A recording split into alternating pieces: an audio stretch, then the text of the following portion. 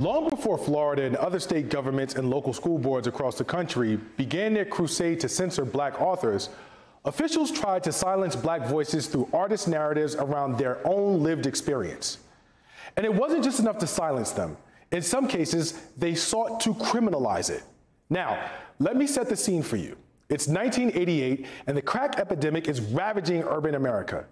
Gang culture and inner-city violence are both on the rise.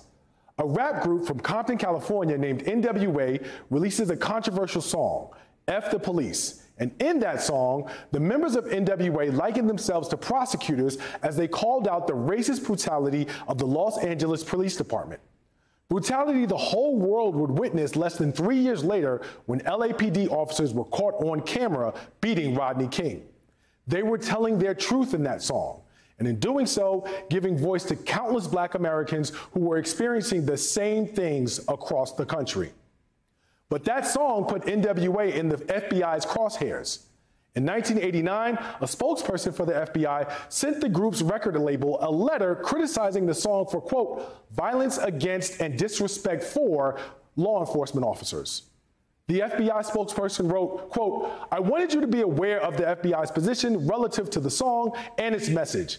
I believe my views reflect the opinion of the entire law enforcement community. At a show in Detroit the same year, authorities told NWA specifically not to perform the song. Well, they did it anyway, and that shouldn't have been a surprise. What happened immediately afterwards was also predictable. The group says they were chased down by cops and held in a small room for an hour.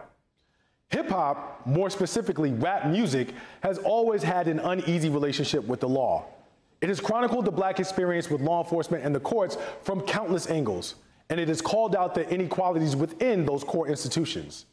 Whether it's NWA or KRS-One's Sound of the Police, or even Akon's Locked Up, there's at least one rap song for every step of the criminal justice system, from police interactions to arrest, to trial, sentencing, and of course, incarceration.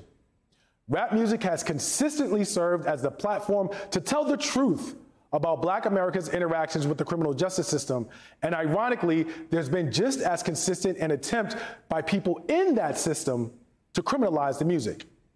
For decades now, prosecutors have used rappers' lyrics and their creative expressions as evidence in cases against them.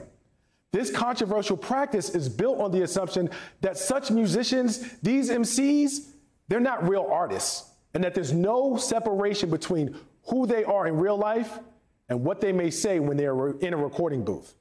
But consider this, Johnny Cash was never locked up for singing, I Shot a Man in Reno, was he?